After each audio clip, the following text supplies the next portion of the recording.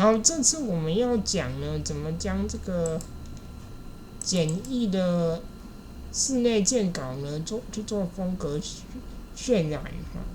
然后呢，我们通常呢去使用的时候，不会只去用一种风格而已，会去比对多种风格。那呢，我们这个，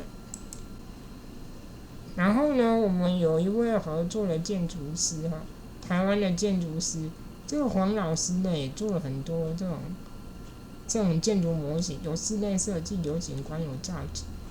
那我们这样一个一个点去触发 Lora 的使用实在是太慢了，有没有什么快速的方法？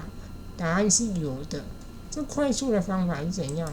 就是说呢，我把它写成万用字源，然后把 Lora 跟触发词都写进来。都写进来之后呢，我们再去呼叫这个万用字源的档案，这个，然后勾起这个动态提示词，把它打勾。这个动态提示词我很久以前就有教过怎么安装、怎么使用，每一个参数我都有讲过。那不知道了再去看之前的影片。那安装网址我也会放在说明栏。那动态网址打勾之后呢，我们每一次去跑这一张搭配 ControlNet 的线稿图呢，那它就会去随机生成不同的风格给你参考。像这个就是现代风格。那我要怎么让这个线稿图重上色？我要怎么让 AI 知道有什么东西？很简单，一样老方法，把这个线稿图丢进图生图，然后按反推提示词，看你要反推自然语言描述还是标签单字都可以，然后你再把反推出来的结果贴过来就可以了。好，那我们来看这个 ControlNet。ControlNet 怎么用呢？一样把这个线稿丢进来，丢进来之后呢，这里有很多的这个方法。那根据呢，通常我们在使用建筑或室内设计呢，通常都会使用 Canny 或者是深度图，或者是线稿，这个都是线稿的意思。Canny 线稿，或者是说你要使用这个软边缘都可以，这个都是线稿。MLSD 这也是线稿，只是不同的线稿，那大家都可以去尝试。然后不一定呢，权重要用到1，你可以自己去试试看，这个都是可以调整的。然后我们就可以来跑一张图看看。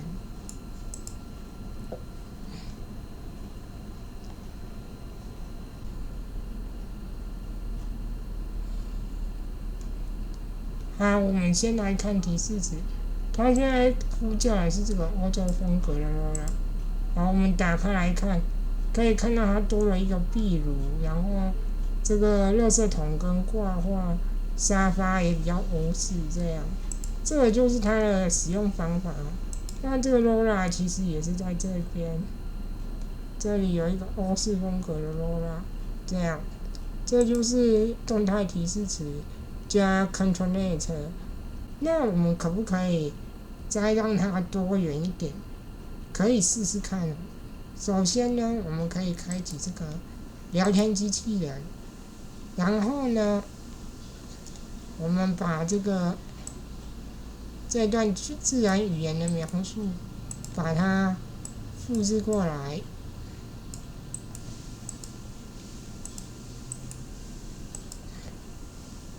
这样，然后让它去帮我们根据这些标签，然后用这一段话后面去衍生，看会出来什么东西。然后我说过哦，你不一定权重一定要高，你可以试着把它降低，让它可以多元一点，这样。